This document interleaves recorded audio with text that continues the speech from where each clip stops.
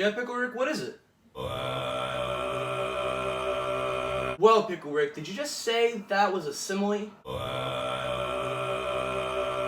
Okay, do you even know what figurative language is? Okay, Pickle Rick, hold on. Gonna have to teach you a lesson, because clearly you don't understand. Hold on. I've been waiting for this. Alright, Pickle Rick, I'm gonna have to explain this the only way I know how to, alright? What? I'm just trying to move this, okay? I'm trying to go to my notes.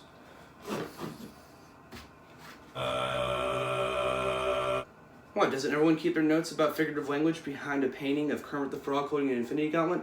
Anyway, let's get through this. First figurative language we're going to be talking about around here, Pickle Rick, is that we're going to be talking about personification, okay? So personification, you see, let me explain it to you. So personification is the idea of, say, giving an object or animals human attributes. So say it's a very stormy night, alright? You're in your room and you're scared. You look up and you see a flash of lightning, okay?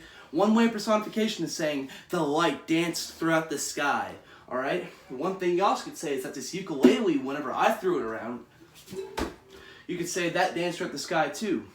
Or maybe that's just me throwing things. Alright, so let's talk about the thing you just gave me. So what you gave me was a metaphor, not a simile. And a metaphor, basically, is where you get words or phrases and you apply them to applications or actions that literally don't happen. So when you say you're feeding two birds with one scone, you're not really feeding two birds with one scone, you're just doing two things to save time. Or when someone says, hey, let's address the elephant in the room, alright? You're not literally talking about the elephant in the room, unless you're in a room with John Goodman. Alright, since you already mentioned similes, we might as well talk about that. So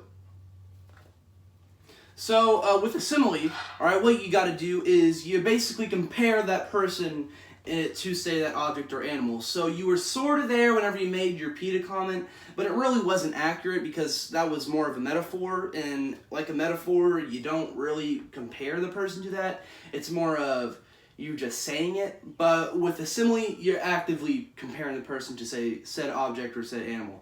So when you say the phrase like, oh, that person was as brave as a lion and as quick as a fox, you literally were saying that person was like a fox or a lion in that situation. Alright, I'm going to talk about one of my favorite forms of figurative language, hyperbole. So hyperbole is where you exaggerate something to the point where it's obviously exaggerated, alright? You exaggerate a phrase to the point where it's like, oh yeah, that obviously didn't happen. So that's like saying, this person said the phrase, have you seen chef to me 15,334 times. When in reality that person said the phrase, have you seen chef 5,334 times instead of the number that you just said. So it's kind of like that in a way, if you understand what I'm saying. And when I say this piano is 13 times louder than me, I'm probably right. Alright, so now let's talk about onomatopoeia. Okay, so onomatopoeia is where you get words that sound like sounds that, like, say, people, animals, or just random noises make. So, like, say, a pig makes a... Or when someone gets punched, that makes a... Or when MC Ride says the word yeah!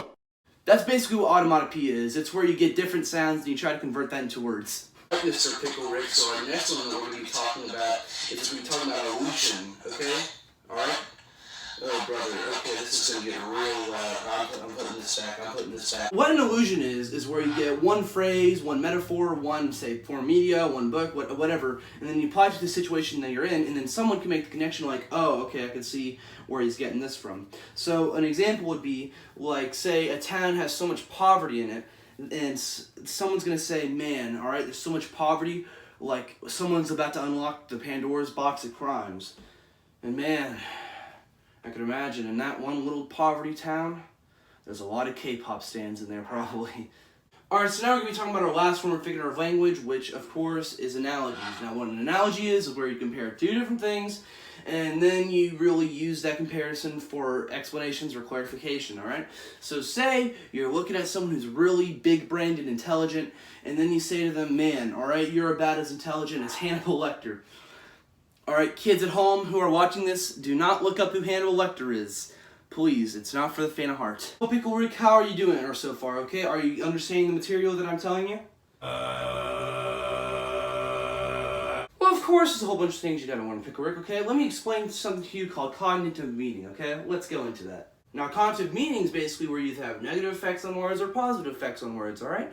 So, I mean, basically, you could say, think of the word chef, or either people could think of it as a very good family-friendly movie that you can watch with your grandma, but other people think of some 14-year-old brown-haired kid who walks up to them every single day and asks, "Hey, have you seen Chef?" And then it's kind of like a tea kettle, because every single time you ask him, all right, you're starting to boil it more and more till it goes to your breaking point, and then you realize you haven't seen the movie Chef, and you didn't want to know about that! If you want to know more about this kind of stuff, you can also think about this way, okay? So, think about the impact figurative language has on different literary pieces like books, poetry, or, I don't know, movies. I mean, it doesn't, like, the sky's the limit, because think about the meaning of it. Like, think about it this way.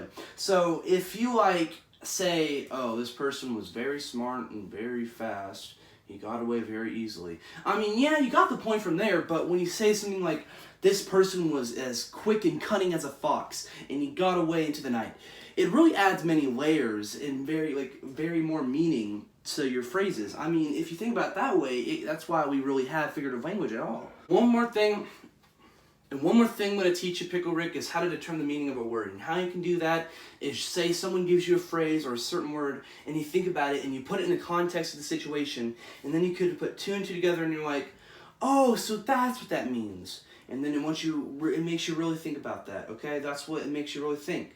You know, you put, say, the word chef into a certain situation, and people could either think, oh, that's a spicy meatball! Or people could think, oh, he's just saying the word chef, which is a movie directed by Jon Favreau in 2014. You see what I mean?